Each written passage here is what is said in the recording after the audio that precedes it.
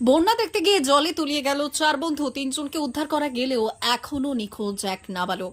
ঘটনাটি ঘটেছে পশ্চিম মেদিনীপুর জেলার অন্তর্গত আনন্দপুর থানার জগন্নাথপুরের ভেলাঘাটে। স্থানীয় সূত্রে জানা গিয়েছে, জগন্নাথপুর গ্রামের চার বন্ধু মিলে মঙ্গলবার বেলা 11টার সময় গ্রামের পার্শ্ববর্তী ভেলাঘাটে বন্যা দেখতে যায়। তারা বেশ কিছুক্ষণ ধরে জলের মধ্যে এদিক ওদিক ঘোরাফেরা করে। তারপর রাস্তার এক প্রান্ত থেকে অপর প্রান্তে জলের মধ্য দিয়ে যেতে শুরু করে চার নাবালক। কিছুটা যাওয়ার পর হঠাৎই জলের স্রোতে নিয়ন্ত্রণ হারিয়ে তলিয়ে যায় ওই চার নাবালক।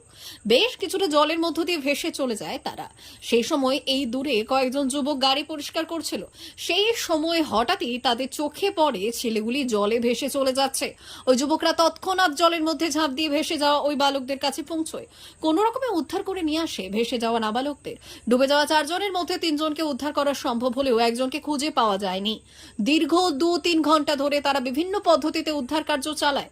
তাদের এই চিৎকার শুনে গ্রামের কয়েকশো মানুষ চলে আসে ঘটনাস্থলে। এই খবর দেওয়া হয় আনন্দপুর থানায়। তারাও দীর্ঘক্ষণ উদ্ধার কার্য চালালেও বিকেল 3টে পর্যন্ত নাবালককে উদ্ধার করা সম্ভব হয়নি। দীর্ঘ 4 ঘন্টা পার হয়ে গেলেও ঘটনাস্থলে পৌঁছয়নি পুলিশ প্রশাসন। পরিবারের কাতর আর্জি যে কোনো মূল্যে খুঁজে দেওয়া হোক তাদের ছেলেকে। এই ঘটনায় পরিবার সহ গোটা জগন্নাথপুর গ্রাম কান্নায় ভেঙে পড়েছে।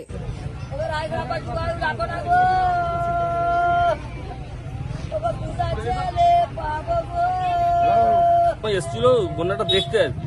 দেখতে এসে ভাবছিল আমি একটু পিচ রাস্তার উপরে তো যাওয়া যাবে, এই পাশে পাশে হয়ে যাবো, ওই যে দেখবো, সেই মতো অবস্থা তলি গেছে।